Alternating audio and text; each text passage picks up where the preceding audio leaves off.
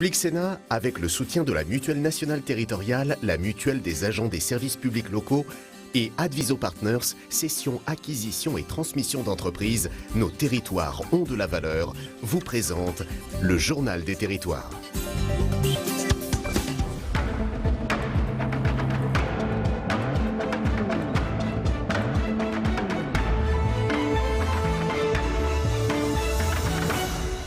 Bonjour à tous, bienvenue dans notre édition ce vendredi, édition en 3 parties. Dans un instant, le JT des territoires, puis territoire d'info avec l'invité politique en direct. Ce matin, c'est Pascal Durand, candidat sur la liste La République En Marche aux élections européennes, qui sera notre invité. Enfin, troisième partie de cette édition avec Territoire Sénat, l'actualité parlementaire. En fin d'édition, tout de suite, c'est le JT des territoires que je vous présente en liaison avec les télévisions locales et le réseau VIA. A tout de suite.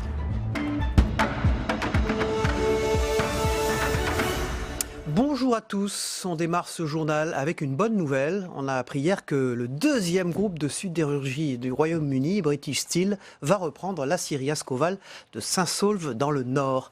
Vous allez l'entendre, les personnalités politiques et les ouvriers d'Ascoval réagissent à cette décision du tribunal de grande instance de Strasbourg.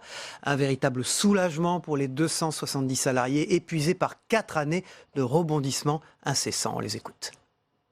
Il y a juste un soulagement, c'est ce qu'on attendait, hein. C'était un dénouement dans un sens ou dans l'autre, c'était important.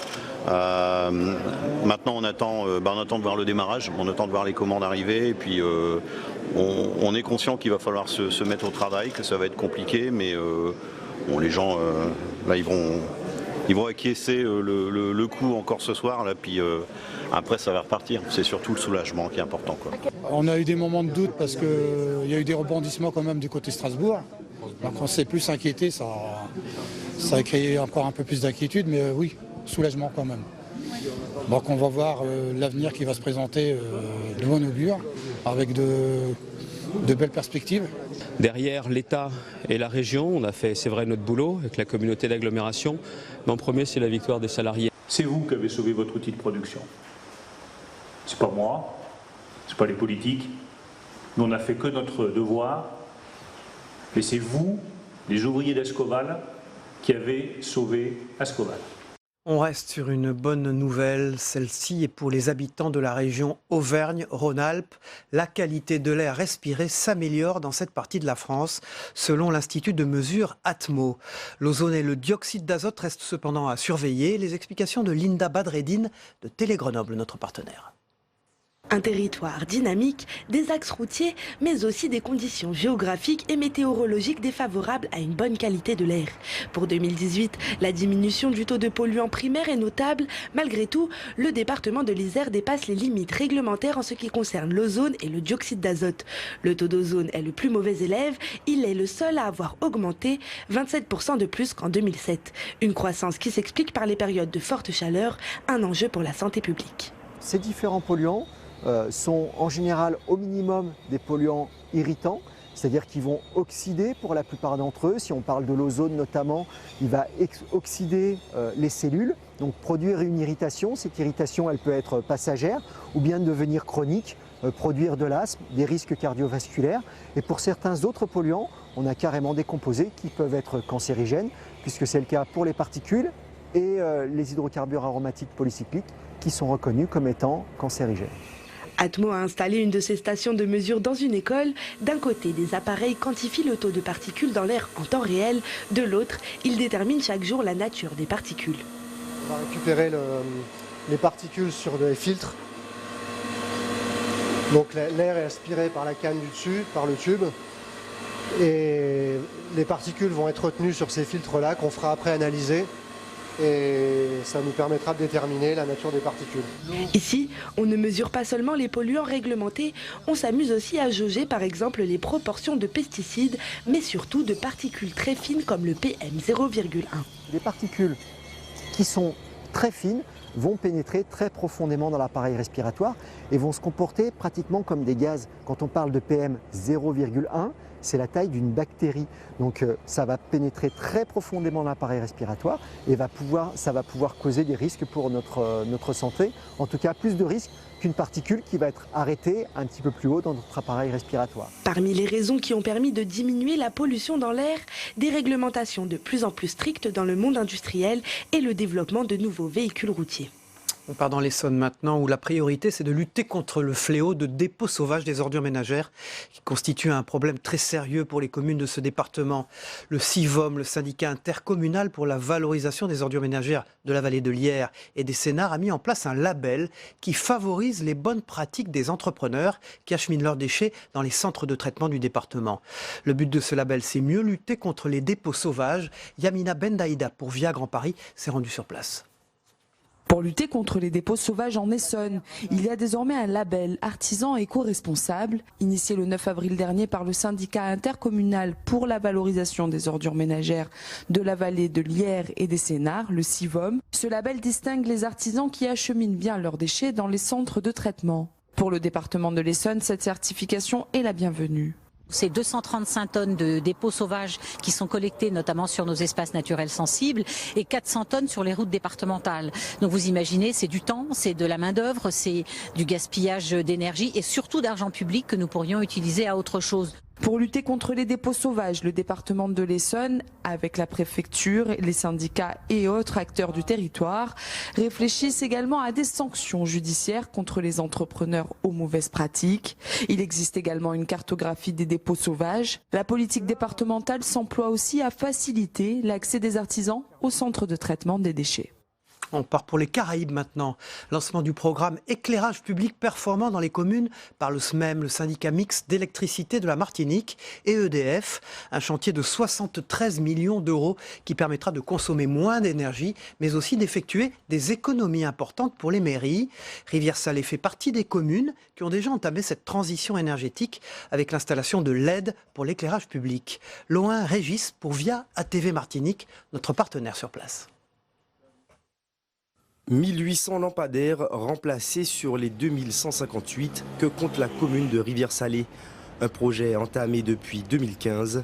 Les luminaires bénéficient d'une technologie récente, plus performante et surtout en adéquation avec les normes énergétiques. Ce sont des luminaires LED. Donc la puissance est supérieure à la technologie à lampe à décharge. Pour vous donner un ordre d'idée, pour 100 watts en technologie sodium haute pression, nous avons un luminaire LED d'une vingtaine de watts. Donc la puissance diminue, la puissance d'alimentation diminue considérablement. Donc ce qui permet de faire un grand nombre d'économies en termes énergétiques. Des économies aussi à prévoir dans les caisses. La facture pourrait diminuer de plus d'1 million d'euros pour les communes. À l'heure où l'on parle de restrictions budgétaires, la nouvelle est bien accueillie par les maires. On rencontre au niveau du budget et du côté administratif énormément de difficultés.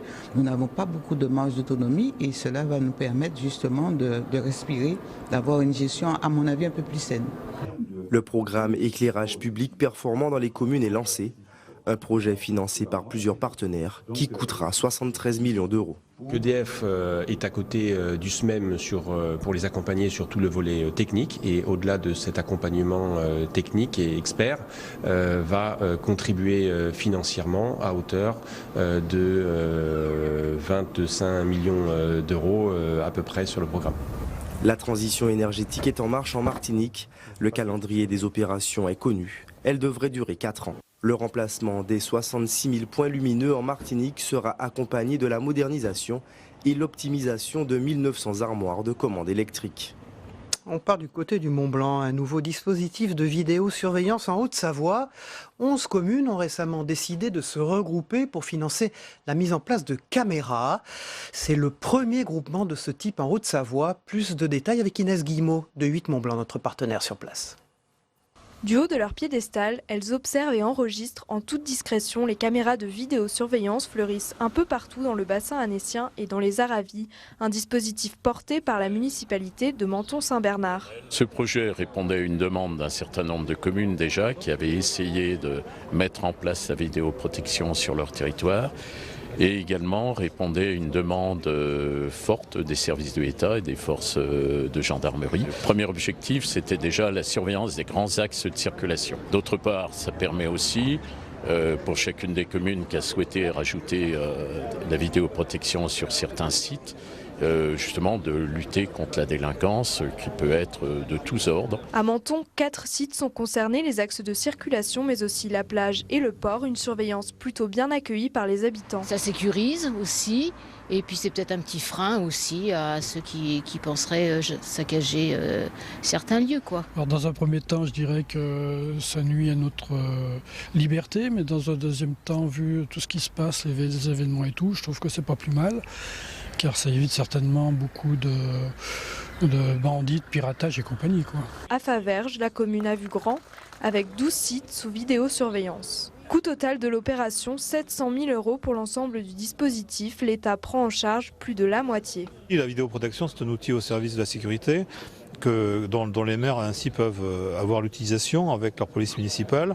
La gendarmerie, bien entendu, intervient en appui. C'est efficace, ça permet de relever très vite les atteintes aux biens ou aux personnes, d'identifier les auteurs et de les convier à s'expliquer en justice. Ce que j'attendrais volontiers, c'est que d'autres collectivités songent à faire de même. En Haute-Savoie, plus de 80 communes ont déjà mis en place la vidéosurveillance. Un nouveau groupement devrait voir le jour prochainement à Saint-Joriot. Voilà, on poursuit ce JT avec la revue des unes de la presse quotidienne régionale dans un tout petit instant. À tout de suite.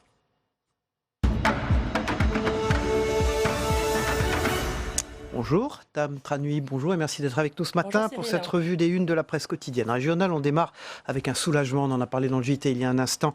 C'est dans la Voix du Nord, le soulagement, et évidemment c'est pour les salariés d'Ascoval. Et oui, le soulagement, c'est le titre choisi effectivement par le quotidien. Quelques mois après la reprise avortée d'Ascoval par l'industriel franco-belge Altifort, la lumière vient donc d'outre-Manche, alors même que nous baignons dans l'incertitude du Brexit.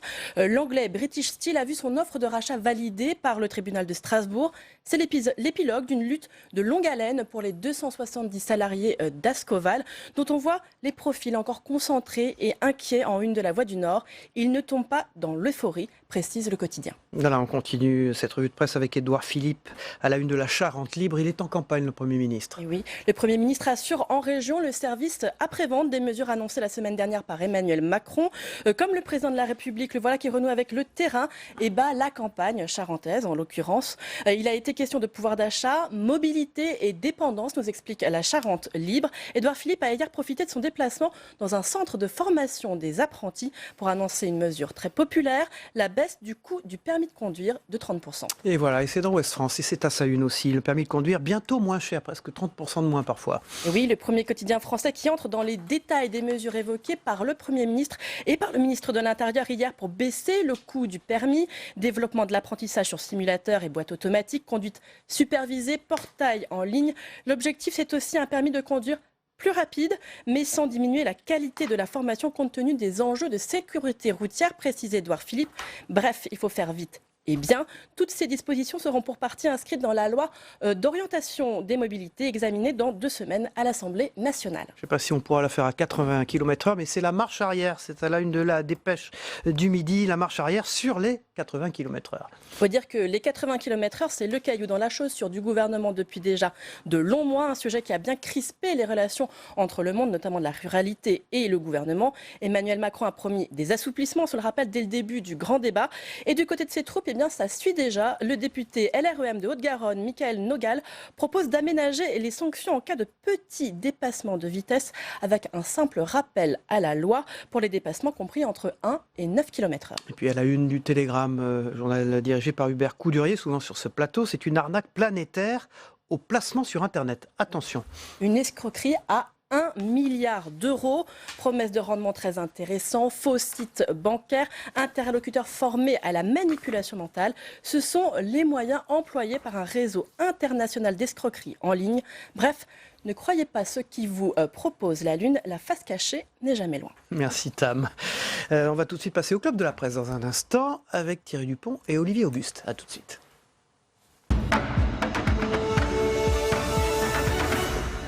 Bonjour Thierry Dupont de l'Express, merci d'être là ce matin. Bonjour Olivier Auguste de l'Opinion. Bonjour, merci d'être là ce matin. Vous allez fêter votre 1500e numéro. C'est aujourd'hui. On va en parler dans un instant avec vous. Avant tout, messieurs, je voudrais revenir sur la polémique du jour du matin qui a démarré hier soir. Ce sont les témoignages et les images réunies qui vont dans le sens d'un mouvement des manifestants qui voulaient éviter une charge de police. L'ensemble des gardes à vue dans ce dossier, sur cette intrusion, ont été levés hier soir. Bon, qu'est-ce qui s'est passé? Le ministre de l'Intérieur, il a été un peu vite en besogne. On démarre avec vous, Thierry Dupont, dans cette affaire. Peut-être. C'est en marge des manifestations du 1er mai, je rappelle, une intrusion dans l'enceinte de l'hôpital de la Salpêtrière, à Paris, dans le 13e arrondissement. Peut-être, c'est toujours difficile de réagir à chaud. Il faudra attendre les résultats de l'enquête. Il y a une enquête qui va être menée. Il n'est jamais bon pour un ministre de l'Intérieur de réagir dans la foulée d'une journée assez tendue, où il y a eu beaucoup d'incidents, notamment à Paris. Peut-être aurait-il dû attendre un petit peu. Ça tombe mal pour lui, Olivier Auguste, cette affaire? Oui, c'est un petit peu précipité de toute évidence. Effectivement, après, il faut toujours être prudent, y compris avec les images vidéo. Maintenant, visiblement, parler d'une attaque était un peu excessive. Il y a néanmoins une intrusion. Il y a eu visiblement un portail qui a été enfoncé. Dans la vidéo, on voit quelques individus escalader la grille. Voilà. Surtout, donc, effectivement, difficile d'interpréter les images, mais justement, Christophe Castaner aurait peut-être dû s'astreindre à un petit peu de prudence. Depuis le début de cette crise des Gilets jaunes, il cherche un peu sa communication. On se souvient que, je ne sais pas si vous vous souvenez, les toutes premières semaines, vers novembre-décembre, il expliquait en gros, on a mis tous les policiers qu'on avait sur le terrain, on n'a plus de réserve, on n'a rien de plus, donc... En gros, je ne sais pas ce qu'on fera de plus si il y a de nouveau des violences, des incendies, etc. Ce qui était quand même une stratégie assez curieuse et presque une incitation à ceux qui cherchaient la cogne et les émeutes à revenir. Bon, depuis, il a changé. Il essaye de montrer du doigt au maximum ceux qui mènent des violences dans les manifestations des Gilets jaunes. Et là, il a voulu peut-être un peu vite sauter sur l'occasion. Il aurait peut-être dû se montrer un petit peu plus prudent, effectivement. Ça rappelle l'épisode des manifestations contre les lois de travail. Vous savez, quand il y avait eu un hôpital, une façade d'hôpital qui avait été attaquée par un individu. Voilà, ça avait provoqué un émoi considérable. Donc je pense que, d'une certaine façon, le ministre de l'Intérieur s'est engouffré un peu sur le même schéma, quoi. Ouais, Agnès Buzyn était plus mesurée que Christophe Castaner. Oui, mais parce qu'encore une fois, il faut attendre voir l'enquête. Là, on est passé d'une version et on commence à voir qu'elle n'est pas aussi évidente qu'il semblait. On voit des bribes d'images. Sur ces bribes d'images, on a plutôt le sentiment effectivement que ce sont des manifestants qui fuient la NAS qui avait été organisée par les forces de l'ordre. Il faut laisser retomber un peu. Cela étant, même si parler d'une attaque c'est peut-être excessif, c'est quand même un des problèmes des Gilets jaunes quasiment depuis le début. C'est-à-dire que tous les Gilets jaunes ne sont pas violents, c'est une évidence, mais il y a une forme de violence de la part de certains individus et qui est... alors entre toléré et encouragé par les attitudes des autres. C'est-à-dire que quand on est présent, quand on filme, quand on applaudit, quand on rit, quand on diffuse sur les réseaux sociaux, et tout simplement quand on reste présent plutôt que de se disperser quand de la violence arrive, la présence de la foule, c'est aussi une gêne pour les forces de l'ordre pour aller interpeller les éléments qui sont effectivement les casseurs. Donc il y a une forme de complicité plus ou moins passive ou active d'une partie des Gilets jaunes, il faut bien le dire. C'est qu'en l'occurrence, je ne suis pas sûr je pense que les gens n'arrivaient pas à sortir du dispositif mis en place. Mais c'est ce que nous disait Zoé Cadio sur ce plateau hier, qui était présent sur le lieu. On peut pointer aussi le rôle des réseaux sociaux dans cette affaire. Ça n'aurait jamais réagi aussi vite s'il n'y avait pas eu des vidéos prises par les gens et au fond mises sur le net. Bien sûr. Mais ça, c'est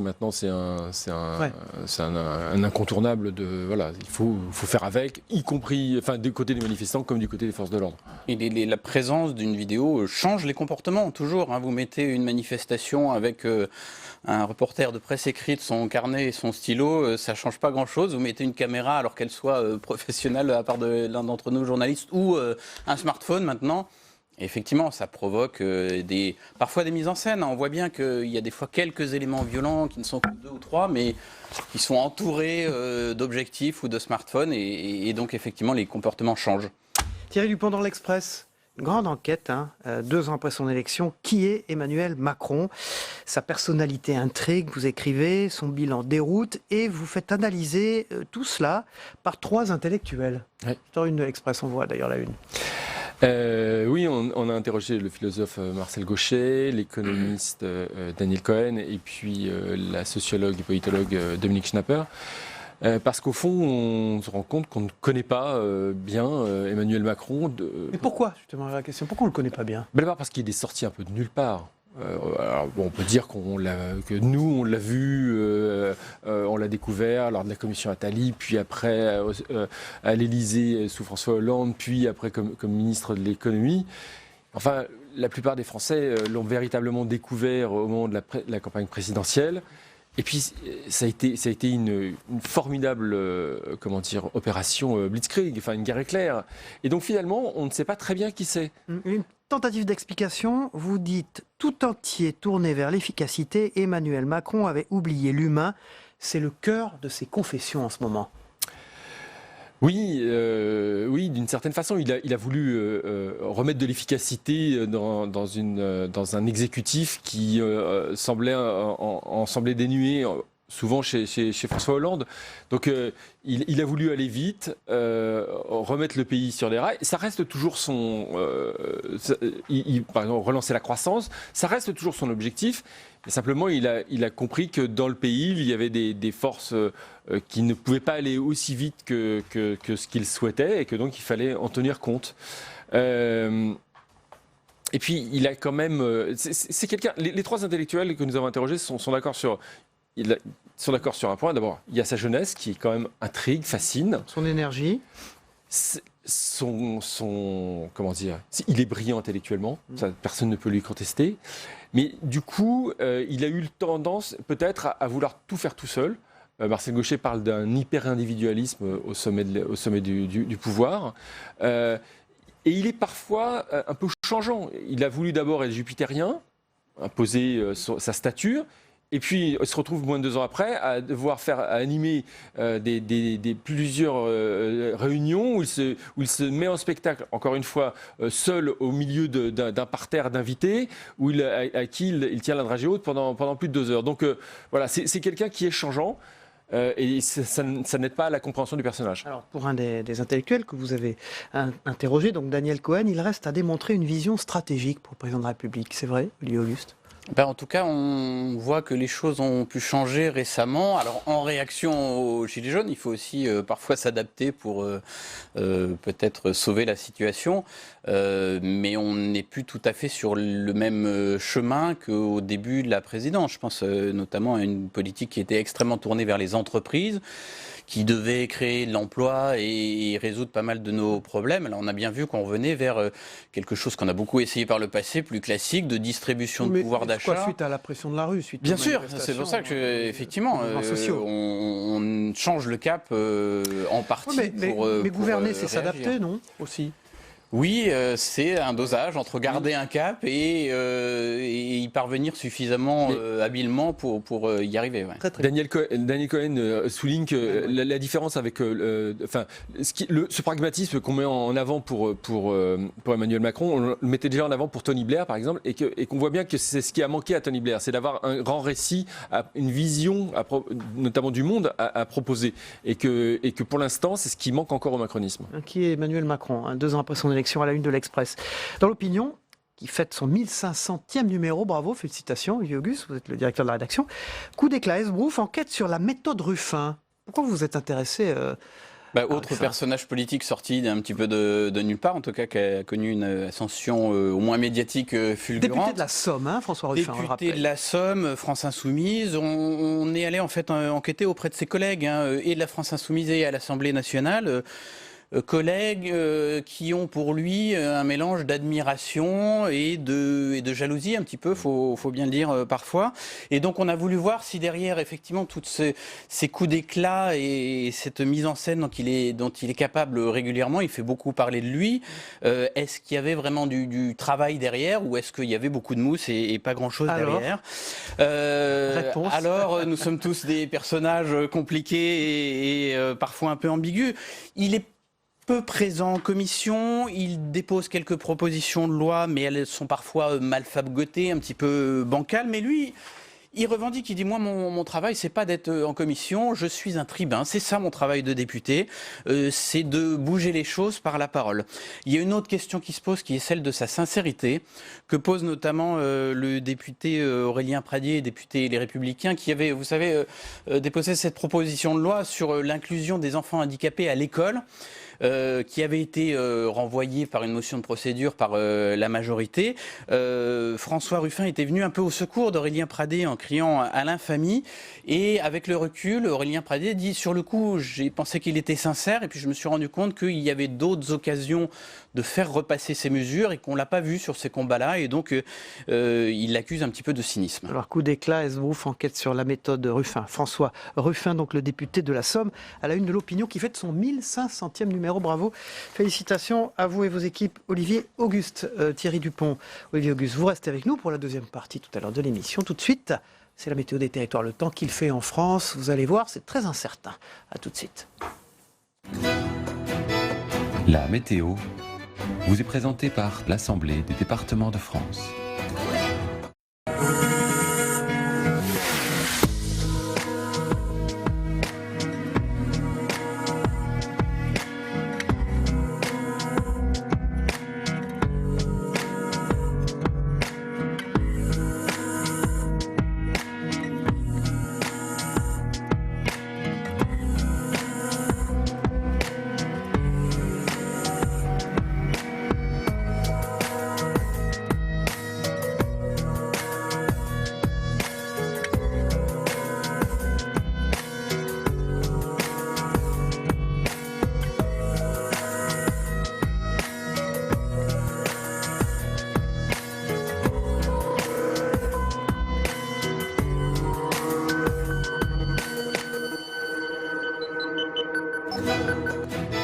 C'était la météo avec l'Assemblée des départements de France.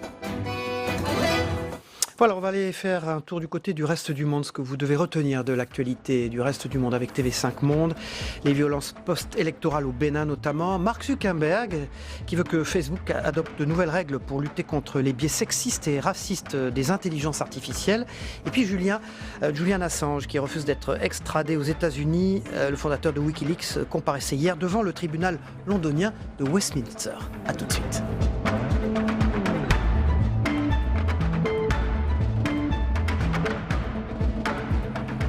Public Sénat, avec le soutien de la Mutuelle nationale territoriale, la Mutuelle des agents des services publics locaux et Adviso Partners, cession, acquisition et transmission d'entreprises, nos territoires ont de la valeur, vous ont présenté le Journal des territoires.